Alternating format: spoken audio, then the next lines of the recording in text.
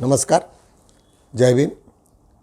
मी advocate doctor Siddharth Kamble, बहुजन सौरभचा मुख्य संपादक. बहुजन सौरभच्या YouTube चॅनलमध्ये सर्वांचं स्वागत. काल 14 ऑक्टोबर सर्वीकडे धर्मांतरांचा कार्यक्रम झाला. अनेक वर्ष, जवळपास 50 वर्ष 14 ऑक्टोबर ह्या तारखेला आपण बुद्ध धर्मीय हे मानत नव्हते, परंतु मागच्या 8-10 वर्षातल्या ह्या घडामोडी आहे आणि अनेक लोकांनी 14 ऑक्टोबरही साजरा करण्याची तयारी दाखवली आणि करतायत. प्रामुख्यानं आपण लोक विजयादशमीच्या दिवशी हा आपला धर्मांतराचा कार्यक्रम आहे तो साजरा करत असतो, हे सर्वांना माहिती आहे. त्याच्यामुळे आज आमच्याही बहुजन सौरभच्या न्यूजपेपरमध्ये जे कव्हरेज आम्ही घेत असतो धम्मचक्र प्रवर्तन दिनाचं, तो काही फारसं आम्ही घेतलं नाही. परंतु काही पेपरनी मात्र त्याच्यावरती मोठ्या प्रमाणामध्ये त्याला कव्हरेज दिलेलं आहे. ज्यावेळेस आम्ही गवई आणि फुलझले वगैरे सर्वांसोबत ज्यावेळेस चर्चा झाल्या, त्यावेळेसही हेच निघालं की असं नको की 2-2 दिवस जर राहतील तर त्याच्यामुळे अर्धे लोक इकडे अर्धे लोक तिकडे अशातलं काहीतरी होईल. आणि ही भीती तेव्हाही संभावली होती, म्हणजे कोणीतरी भाकीत केली होती. पण तसं काही नाही. एक अर्धे लोक इकडे जात, म्हणजे असं अर्धे झालेलं नाही. जे लोक तिकडेही जात असं 14 ऑक्टोबर करतात ते दसऱ्याचंही करतात. त्याच्यामुळे असं काही हे नाही आहे. पण आणि जिकडे तिकडे पुन्हा आंबेडकरी समाजाची मोठ्या प्रमाणात जागृती झाली. आजच्या दिवशी फक्त एवढंच आहे की बाहेर गावातले कोणी येत नसतात. नागपूरचेच लोक दीक्षाभूमीला जाऊन आपला सण साजरा करत असतो. आपल्यासाठी सणच आहे तो, कारण धर्मांतराचं मुळेच आज जो काही बदल झालेला आहे आणि आपल्यामध्ये जो बदल झालेला आहे तो त्याच्यामुळेच झालेला आहे. आणि बौद्ध धम्माची दीक्षा दिल्यानंतर आपण काय काय झालेलं आहेत, आपल्यातला जे बदल झालेले आहेत तेही आपण पाहत आहे. आज बघूया आपण संपूर्ण भारतात काय झालं. शनिवार रविवार असल्यामुळे फारसे पॉलिटिकली काही फारशा घडामोडी झालेल्या नाही. आणि जे कव्हरेज असायला पाहिजे, सहसा आपण पार्लिमेंट्रियन किंवा सुप्रीम कोर्टाचे जे काही निकाल वगैरे असतात त्याच्यावरती बोलत असतो. 2-3 दिवस बंद असल्यामुळे काही फारशा काही त्याच्यात ठळक बातम्या नाहीत. परंतु इस्रायलची बातमी, पॅलेस्टीनची बातमी ही मात्र जोरात झालेली आहे. अनेक लोक काही इस्रायलकडे आलेले आहेत, काही पॅलेस्टाईनकडे आले आणि बॉर्डरला त्यांनी लवकरात लवकर खाली करायला इस्रायलने सांगितलेलं आहे. लोकांना आवडलेलं नाही. अनेक लोक अर्धे जे काही देश असतील तर ते त्याच्यावरती विभागलेले आहेत. काही लोकांनी तिसरे वर्ल्ड वॉरही होईल की काय असेही त्यांनी भाकीत केलेलं आहे. असं काही होणार नाही, कारण तो इश्यू काही एवढा मोठा नाही आहे. आणि लवकरच इस्रायलने आता पाणी वगैरे बंद केलं पॅलेस्टिनींचं, तर त्याच्यामुळे थोडासा प्रॉब्लेम झालेला आहे, परंतु तो लवकरच निकालात लागेल असा अंदाज आहे. आज आम्ही बौद्ध धम्मातील काही नवीन गोष्टी तुम्हा सर्वांना आणत असतो. एक प्रसंग मी बौद्ध धम्मातील तुम्हाला सर्वांना शेअर करायला मला आवडेल. तुम्हाला माहिती आहे की अजातशत्रू हा याचा आणि बुद्धाशी फार संघर्ष आयुष्यभर दाखवलेले आहे. आणि या संघर्षातनं अनेक बाबी समोर आल्या आणि शेवटी ज्यावेळेस अजातशत्रू हताश होतात आणि बुद्धाला शरण जातात, तेव्हा त्यांच्या लक्षात येते की मी खूप सारं करतो आहे. आणि सर्वात पहिल्यांदा जर कोणाशी कॉन्फ्लिक्ट झालेलं असते अजातशत्रूंचं, ते तिथल्या ब्राह्मणांशी, पुरोहितांशी.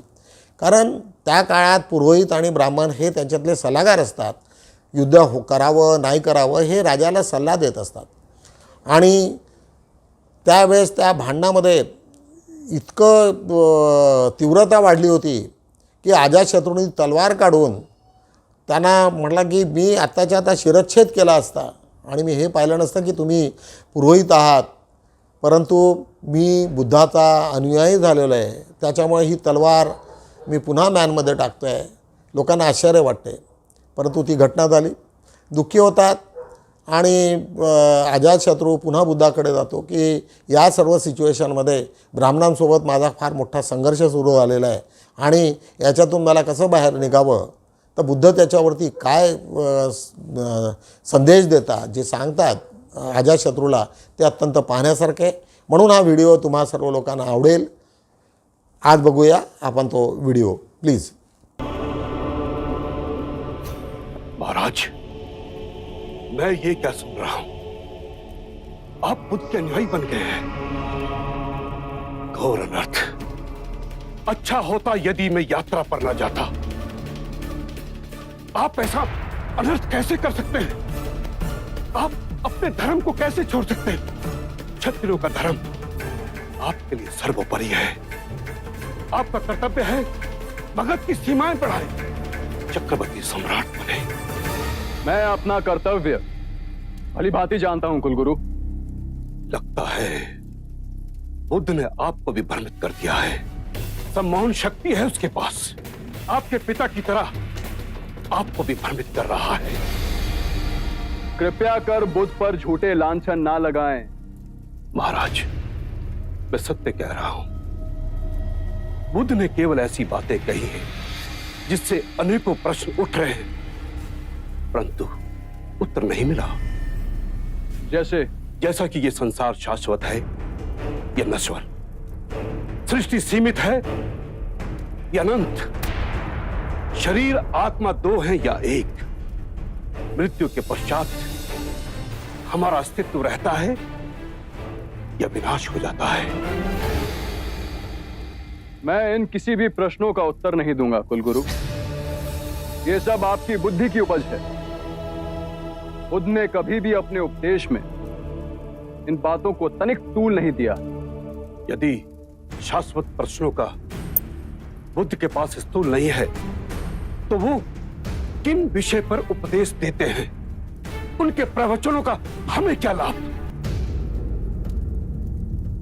बुद्ध कहते हैं कि अपने शरीर, अपनी श्वास को साधो, उससे अपने अंतर्मन को छिन्न भिन्न करती विभिन्न भावनाओं को समझोगे, दुख और संताप पर विजय पाओगे। जीवन की छोटी छोटी अनेक लहरों के थपेड़ों में सजग और ध्यानपूर्ण जियोगे। बुद्ध जीवन से मुंह मोड़ने को नहीं कह रहे, चेतना से जीने को कह रहे हैं। कुलगुरु, जीवन इन्हीं छोटी छोटी बातों का बहुमूल्य रत्नकोश है, ना कि बड़ी सैद्धांतिक बातों का। छोटे छोटे लोग छोटी छोटी खुशियों के साथ जीते हैं, परंतु आप तो सम्राट हैं। आपका स्तर इस मगध में सबसे सर्वोपरि है। स्तर का विचार भी मनुष्य बुद्धि की उपज है। लगता है महाराज, आप विनाश की ओर जा रहे हैं। एक क्षत्रिय होकर ज्ञानियों जैसी बातें कर रहे हैं आप। क्षत्रिय और ब्राह्मण, ये अंतर भी मनुष्य बुद्धि ने पैदा किया। मुझे बुद्ध के चरणों में शांति मिली। महाराज, यदि आपको शांति चाहिए तो मैं इसके कई उपाय आपको बता सकता हूं। आपसे केवल मुझे अशांति ही मिली है कुलगुरु। आप क्या मुझे शांति देंगे? आपकी बातों में मैं अपने धर्म परायण पिता की मृत्यु का कारण बना। आंखें मूंदता हूं तो महाराज बिंबिसार की प्रेम भरी मूरत चुप चुप कर मुझे निहारती दिखाई देती है। न रातों को नींद है, न दिन को चैन है। क्षमा करिए महाराज, एक ब्राह्मण हूं, सत्य कहने से संकोच नहीं करूंगा।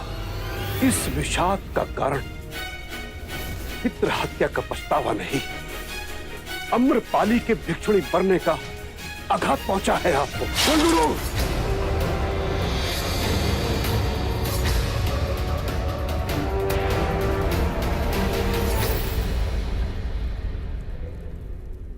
लगता है बुद्ध ने आपको यही सिखाया है।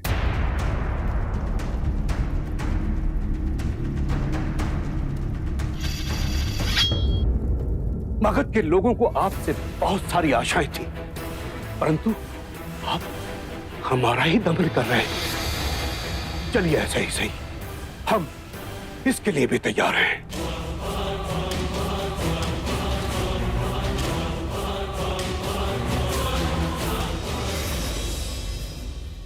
महाराज, आप में ये परिवर्तन देखकर मैं हैरान हूं।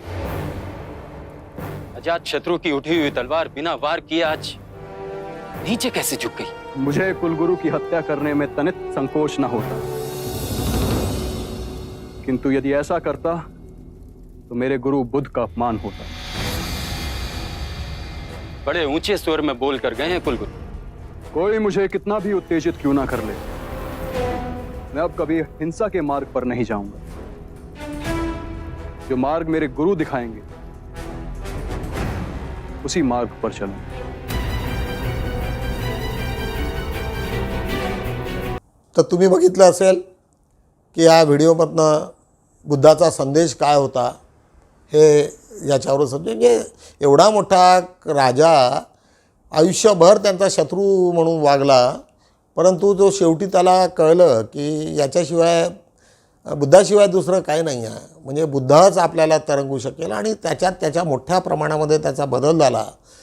त्यांनी आपल्या वडिलाचा जो वध केला होता बिंबिसाराचा, आईला जे झालं होतं, आम्रपालीसोबत ज्या पद्धतीचे त्याचा संवाद आणि ती त्याला सोडून गेली होती, त्याला तो खंडित झाला होता, त्याला पूर्ण तुटला होता. तो त्याला कळतच नव्हतं की याच्यातनं बाहेर कसं यावं.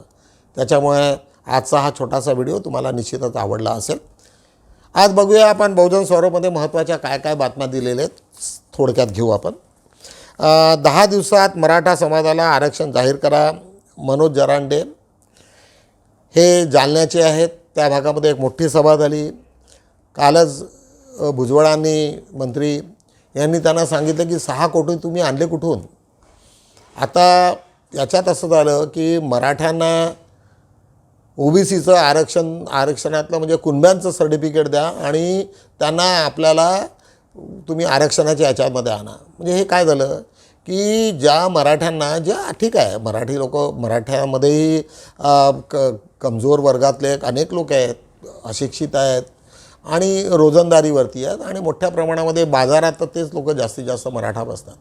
त्याच्यामुळे आर्थिकदृष्ट्या ते आता मागासलेले आहेत, यात काही वादच नाही. परंतु बाकीच्या स्टेटमध्ये सरकारने 50पेक्षा जास्त प्रमाणामध्ये रिझर्वेशन वाढवून सर्व लोकांना अकोमोडेट केलं. साऊथमध्ये अनेक उदाहरणं आहेत त्याच्यात.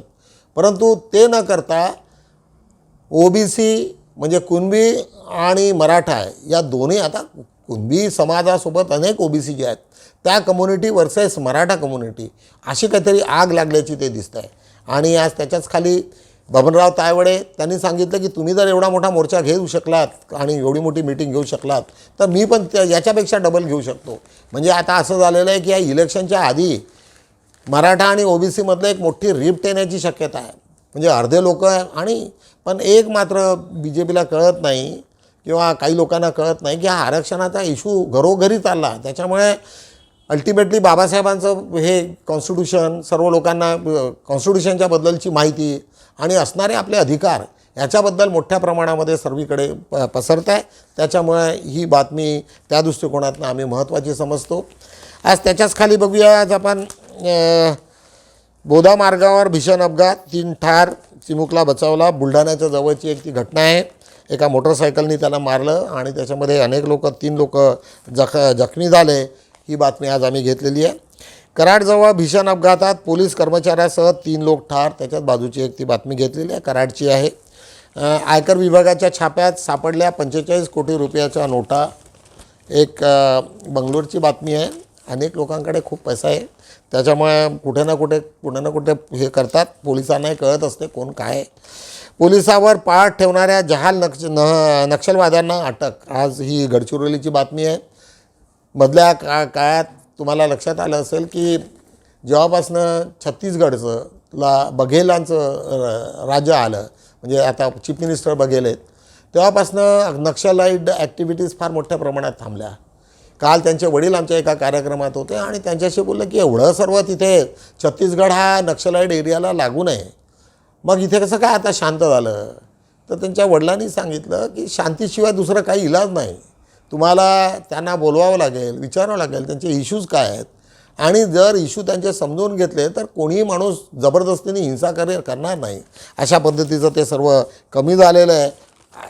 एक पुन्हा त्याच्याच खाली आरक्षणाच्या प्रश्नावर गोपीचंद पडळकर आक्रमक. एक तुम्हाला माहिती आहे की धनगर समाजाला STचं रिझर्वेशन नाही आहे सध्या आणि त्याच्यामुळे त्यांना STच्या लिस्टमध्ये टाका अशा पद्धतीची मागणी महाराष्ट्रभर सुरू आहे आणि बाकीचे लोक त्याला विरोध करत आहेत.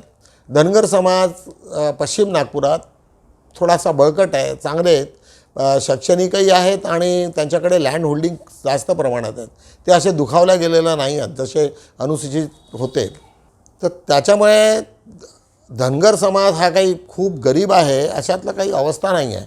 त्याच्यामुळे परंतु अजूनही आता जेव्हा कास्ट सेन्सस होईल, कारण कास्टचं सेन्सस झालं की कास्टमध्ये कोणत्या कोणत्या कम्युनिटी कोणत्या कोणत्या याच्यामध्ये घ्यायच्या, कारण ते मी मागच्या एका व्हिडिओत बोललेले आहे की त्याला पॅरामीटर्स आहेत की त्याचं पर कॅपिटा इन्कम किती आहेत, महिला किती आहेत, महिला कुठे कोणते कोणते कामं करतात, पुरुष कोणत्या वर्गात करतात, लेबरर्स किती आहेत, त्यांच्या शिक्षणाचं प्रमाण किती आहे, अशा अनेक बाबीचा हे करून त्याच्यामध्ये वेगवेगळ्या पॉईंट्स आहेत त्याच्यात. आणि त्या पॉईंट्समध्ये जर ते बसले तरच त्यांना रिझर्वेशनला इलिजिबल आहेत. काका काळेकरच्या आयोगामध्ये ते सर्व डिटेल दिलेलं आहे आणि याच्यात गव्हर्नमेंटच्या रेकॉर्डमध्येही कोणते कोणते पॅरामीटर्स घ्यायचे त्याच्याहीबद्दल दिलेलं आहे.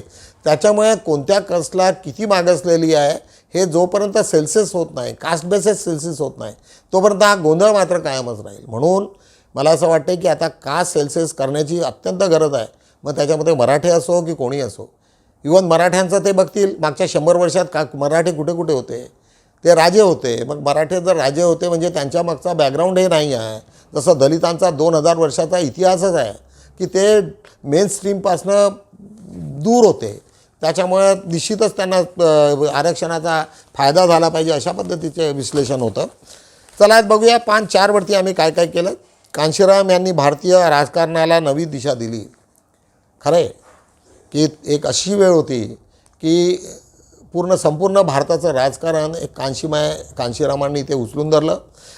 खऱ्या अर्थानं मंडल कमिशनचं जे होतं ते त्यांनी OBCचं आरक्षणाचं जे मंडल कमिशननी केलं आणि नंतर तेच आरक्षण VP सिंगांनी त्याला अफेल्ड केलं. त्याच याच्यावरती कांशीरामांना वाटलं की OBCला मोठ्या प्रमाणामध्ये आपल्याला शिरता येईल आणि त्या प्रमाणात कांशीरामांचे मोठे फॉलोअर्स OBCमध्ये निर्माण झाले होते आणि OBC तेव्हापासनं काँग्रेसची सुद्धा एकदम डाऊनफॉल सुरू झालं होतं. त्यामुळे तो महत्त्वाचा विचार होता आणि त्याच्यानंतर जे सातत्यानं काँग्रेस डाऊनफॉलमध्ये आली. आत्ता पहिल्यांदा राहुल गांधीला कळायला लागलं की आपण हा OBCचा इश्यू घेऊन बीजेपीच्या हातात जे कोलीत दिल्यासारखं झालं. तर त्याच्यामुळे यावेळेस ते पहिल्यांदा आक्रमक होऊन OBCच्या आरक्षणाबद्दल प्रत्येक प्लॅटफॉर्मवरती राहुल गांधी आणि काँग्रेस उघडपणे बोलत आहेत. त्याच्याच खाली आज बघूया निळाई परिवाराचे दुसरे बैठे कवी संमेलनवर चर्चासत्र नागपुरातली बाब आहे. ही आमचे शैलेश आंबुलकर आहेत, आमचे मित्र आहेत. त्यांनी न्यू सुभेदार लेआउटमध्ये कार्यक्रम घडवला निळाई परिवाराचे दुसरे बैठक आणि सुंदर कवी संमेलन झालं. त्याची आम्ही बाज घेतलेली आहे. त्याच्या शेजारी आम्ही आज ताजबागा येथे राज्यस्तरीय मुस्लिम संमेलन आमचे मित्र पाशा हे आज 15 ऑक्टोबर रोजी आज इथे मोठं संमेलन आहे. त्याच्यासाठी सर्वांना त्यांनी आमंत्रण दिलेलं आहे. तेही बातमी आज आम्ही कव्हर केली आहे.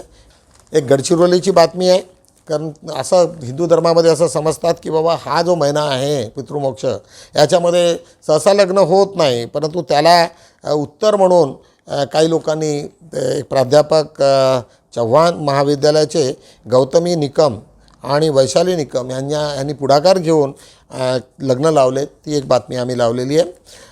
निधन वार्ता आनंद सवाई मूल हे एक झालेली आहे आणि राजरत्न पाटील. आज त्याच्याच खाली आज आम्ही बॉटममध्ये घेतलेली OBCच्या चुकीच्या आकडेवारीची फेरतपासणी करावी. आकडेवारी झालेली नाही OBCची, तर त्याच्यामुळं इथे सेल्सियसच झालं नाही कित्येक वर्षाचं. तर चुकीचं काय? आता ते म्हणतात की बिहारमध्ये जी काय आकडेवारी झाली ती चुकीची आहे. अरे चुकीची नाही, पण काय असेल त्याच्यामध्ये रेक्टिफाय करता येईल ना. आणि कुठलं चुकलं त्याच्यानंतर बघतील, कारण ते सेल्सियसचे पूर्ण पॅरामीटर्स फिक्स आहेत. त्या पॅरामीटरच्या याच्यातच सर्व करतात पूर्ण की तुमच्या इथे किती शिकलेले आहेत हे ते सर्व पॅरामीटर्सच्या आधारावरती ठरते. त्याच्यामुळे जरी काही थोड्या मोठ्या चुका असतीलही तरी त्या आपल्याला रेक्टिफाय करता येईल आणि गव्हर्नमेंट करत असतं त्याच्यामध्ये. आज बघूया आपण पान 2वरती. आज रविवार असल्यामुळे आज आम्ही पान 2वरती काही अग्रलेख लिहिलेला नाही. एक आमच्या मित्रांची एक चांगली अशोक सरस्वतींची बातमी आज आम्ही घेतलेली आहे की भाजपला हरविण्यासाठी कोणालाही सहकार्य करू. ठीक आहे, काही लोक BSPचे असतील, काही वंचितांचे असतील किंवा काही लोकांना निश्चितच काही वाईट वाटेल, परंतु खरंही आहे जे काही आज पाहते आणि संविधानावरतीच हल्ला जो होता आहे याच्या आधी कधीच झालेला नाही एवढं, तर त्याच्यामुळे आजची गरज अशोक सरस्वतींनी जी काही मांडली ती खरोखर वाचण्यासारखी आहे. त्याच्याच बाजूला आमची रणजित मेश्रामांचा एक लेख आहे, धर्मांतराचा प्रवास. धर्मांतराचं ज्यावेळेस सुरुवातीपासून बाबासाहेबांनी जी घोषणा केली आणि तो प्रवास करत करत करत करत आज कुठे आला आणि 14 ऑक्टोबर 1956 रोजी तो समाप्त झाला. समाप्त झाला नाही, पण त्या दिवशी 22 प्रतिज्ञामुळे पुन्हा चक्र फिरलं आणि या इतिहासामध्ये ज्या काही चुका झाल्या असतील त्या सर्वच्या सर्व बाबासाहेबांच्या निमित्तानं ते पूर्ण हे झालं. आणि आज अशी परिस्थिती आलेली आहे की संपूर्ण भारत हा बुद्धमय झाल्याशिवाय राहणार नाही, कारण त्याच्यात इतक्या जबरदस्त 22 प्रतिज्ञामध्ये सर्व काही दिलेलं आहे. त्यामुळे निश्चितच हा लेख वाचण्यासारखा आहे. आज त्याच्याच बाजूला भारताच्या पोखरण अणुचाचणीचे आधारस्तंभ म्हणून आज प्रवीण बागडेंचा एक लेख आहे. आमचे राष्ट्रपती अब्दुल कलाम हे यांच्यावरती तो लेख आहे, अत्यंत उत्कृष्ट आहे आणि तो वाचनीय आहे. आज आमचे अनिल वैद्य यांनी पुन्हा तो एक विषय छेडला की 14 ऑक्टोबर की दसरा म्हणजे धम्मचक्र प्रवर्तन दिन. तर याच्यावरती ऑलरेडी आपण अनेकदा बोललेलो आहे की बाबासाहेबांनी स्वतःच त्याच्या पत्रामध्ये लिहिले आहे की आज दिनांक 14 ऑक्टोबर अशोक विजयादशमीच्या रोजी. त्याच्यामुळे ते संपला, तो इश्यूज संपला की अशोक विजयादशमीच्या रोजी धर्मांतराचा कार्यक्रम या वेळेस ठरलेला आहे. त्याच्यामुळे आता पुन्हा त्याच्यावरती खूप काही कीस पाडण्याचं काही गरज नाही. बाबासाहेबांचं पत्रच हे बोलकं आहे. त्याच्यामुळे आज सामाजिक चळवळीचे ऐतिहासिक कॅलेंडर संपूर्ण भरून आहे. खूप साऱ्या घटना 14 आणि 15ला घडल्याचं त्याच्यामध्ये दिसतं आहे. काळीच पिळटवून टाकणारी घटना एक अविनाश देशमुखांची एक छोटीशी स्टोरी आहे की एका पेपर टाकणारे मी वाचली, ती फार सुंदर आहे, तुम्हालाही वाचायला पाहिजे. एक माणूस एक पेपर टाकताना तो रोज पेपर टाकायचा आणि तिथून तो बेल वाजवायचा त्याच्या घरी. त्याने तिथे पेटी लटकवली होती की तिथे पत्र टाकावे, पेपर टाकावा, परंतु तो मात्र एक दिवस ती पेटी बंद करत असते. त्यामुळे तो आतमध्ये जातो आणि तो लॉक करतो आणि त्याच्यानंतर एक म्हातारा तिथे येतो आणि तो म्हातारा म्हणतो की मी पेपर वाचत नाही, परंतु तो रोज मला येत जा, कमीत कमी माझी विचारपूस कर. ज्या दिवशी मी दार उघडणार नाही तर त्यावेळेस तो हा माझा पोरगा आहे, हे त्याचं कार्ड आहे, त्याचा नंबर आहे आणि पोलीस स्टेशन या दोन्ही यांना कळव. म्हणजे त्याची जी व्यथा आहे, ज्या पद्धतीने तो सांगतो ह्याच्यावरून ती एकदम काळजाला बिलकुल एकदम टच करणारी कथा आहे की आज ओल्ड एजमध्ये ज्यावेळेस आपले आईवडील कुठेतरी पोरं आपले सोडून देतात आईवडिलांना आणि ज्यावेळेची अशी काही अवस्था निर्माण होते त्याच्याबद्दलचं ते सुंदरसं एक कथा म्हणून आज आम्ही त्याला घेतलेली आहे. आज बघूया पान 3मध्ये आमच्या हरिवेळा इथे हरिवेळा शंकरपूर रोडवरती आमची एक मोठी एक इन्स्टिट्यूट आहे आणि तिथे आम्ही एक कार्यक्रम घेतला होता आणि ती इन्स्टिट्यूट माझीच आहे. आता सध्या मी त्याला पुन्हा रेंटमध्ये देतो आहे. 2 एकरच्या ह्याच्यामध्ये 40,000 स्क्वेअर फूट 50,000 स्क्वेअर फूटचं मोठं कन्स्ट्रक्शन आहे. ते आता आम्ही पुन्हा आता एखाद्या इन्स्टिट्यूटला देण्यासाठी आम्ही काढलेले. तिथे एक मोठा कार्यक्रम घडला होता आता एक 15 दिवसाआधी. तिथे मोठं एक धम्मक्रांती परिषद आम्ही घेतली होती. त्याच्यात जवळपास 300-400 लोक होते आणि दिवसभर आमचा कार्यक्रम चालला. अत्यंत चांगला कार्यक्रम झाला. त्याची नोंद म्हणून विलास गजबे यांनी आज त्याच्यामध्ये सर्व आपला तो पूर्ण कार्यक्रमाच्याबद्दल डिटेल्स लिहिलेले आहे. त्याच्याच बाजूला भूपेंद्र गणवीर यांचा एक लेख आहे राजधानी. म्हणजे नागपूर ही धम्म राजधानी आहे. म्हणजे कॅपिटल जरी असेल तिकडे किंवा मुंबईला फॉरेस्ट कॉपी आपलं याचं कॅपिटल म्हणत असतील आर्थिक याचं, परंतु नागपूर मात्र धम्म राजधानी आहे. हे एक अत्यंत महत्त्वाचा शब्द आम्हा लोकांच्या कानात आला आणि भूपेंद्र गणवीर एक फार मोठे पत्रकार होते लोकमतला. त्यांचा हा लेख वाचनीय आहे. त्याच्याच खाली आज आम्ही लिहिलेलं आहे की अवयवदान, देहदान, भ्रम आणि निर्भम एक पुस्तक पब्लिश झालेलं आहे आणि सुशील मेश्राम यांचे आमचे मित्र आहेत, त्यांनी ते पब्लिश केलेलं आहे. मी याच्या आधी माझ्या काही व्हिडिओमध्ये त्यांना सांगितलेलं आहे तुम्हाला की ज्या दिवशी अवयवदान होतील, आणि मी वारंवार सर्व लोकांना त्या यूट्यूबच्या माध्यमातून सांगत असतो की अजूनपर्यंत हॉस्पिटलमध्ये कोमा आणि ब्रेन डेड या 2 कंडिशन लोकांना सर्वसामान्यांना माहिती नाही. त्याच्यामुळे अनेकदा मृत्यू झालेले लोकही व्हेंटिलेटरमध्ये राहून त्यांचं मोठ्या प्रमाणामध्ये शोषण होत असतं त्यांच्या फॅमिलीचं. त्याच्यामुळं त्या गोष्टी आपण अवॉइड केल्या पाहिजे.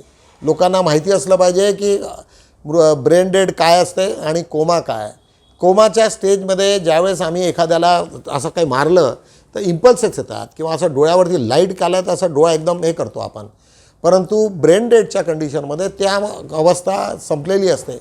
तुम्हा सर्व लोकांना सांगतो की जर कुठलाही तुमचा नातेवाईक कुठलाही ओळखीचा माणूस जर हॉस्पिटलमध्ये असेल तर सर्वात पहिले त्याचे इम्पल्सेस बघायचे. त्यांना सांगायचं की बाबा मला डोळ्यात तुम्ही टॉर्च मारून दाखवा. जर तो टॉर्च होत नसेल तर समजायचं की त्याचा ब्रेन डेड आहे किंवा तो मेलेला आहे. आणि अशा पद्धतीने प्रायव्हेट हॉस्पिटल मोठ्या प्रमाणात लोकांचं पिळवणूक करतायत. मी अनेक ठिकाणी ते बोललेलं आहे. तर त्याच्यामुळे हा सर्वांना एक सांगण्याचा विषय आहे की अशा ठिकाणी आपण कसं काय हे करावं. ठेवणीवरच्या आठवणी एक आमचे प्रमोद मून आहे. यांच्या अत्यंत चांगल्या गोष्टी त्यांनी त्याच्यात नमूद केलेल्या आहे. त्याच्या वेगवेगळ्या आठवणींच्या ह्याच्यानी अशा पद्धतीने आज आम्ही बहुजन सौरभचे चा अंक आज आम्ही कंप्लीट केलेला आहे. निश्चित तो वाचनीय आहे. मी यूट्यूब सोबत ती पण पेपरही टाकत असतो तर दोन्ही तुम्हाला वाचायला आनंद होईल. आम्ही विचार करतो आहे की जर लवकर आमचा यूट्यूबचं झालं आता आम्ही त्याचे प्रयत्न करतो आहोत तर सकाळीचंच तुम्हाला आम्ही लवकरात लवकर देण्यासाठी तुमच्या हातात यूट्यूब आणि पेपर दोन्ही एकाच वेळेस मिळतील याची आम्ही दक्षता घेऊ. पुन्हा तुम्हाला आम्ही एक आग्रहाची विनंती आहे की आम्ही दसऱ्याच्या निमित्तानं एक हे काढतो आहे सोव्हिनियर काढतो आहे आणि त्या मॅगझिनसाठी आम्हाला सर्व लोकांच्या शुभेच्छा पाहिजेत. तर त्याच्यामुळे जे कोणी ऑब्झर्व करत असेल वॉच करत असेल तर त्यांनी कमीत कमी आपल्या शुभेच्छा व्हॉट्सअपवरती संध्या राजूरकर ज्या निवासी संपादक आहेत त्यांच्याकडे पाठवाव्या. जेणेकरून तुमचा फोटो आणि तुमचा पत्ता शुभेच्छाचा तुम्ही त्यांच्यांना पाठवलं तर बरं होईल. कारण पुस्तकामध्ये तुमचे सर्वांचे कुठे ना आमचे बहुजन सौरभचे एवढे लोकांचा आमच्या शुभेच्छा आमच्यासोबत आहेत असं सांगायला एक आम्हाला चांगला प्लॅटफॉर्म मिळेल. एवढंच बोलतो आणि थांबतो. जय भीम.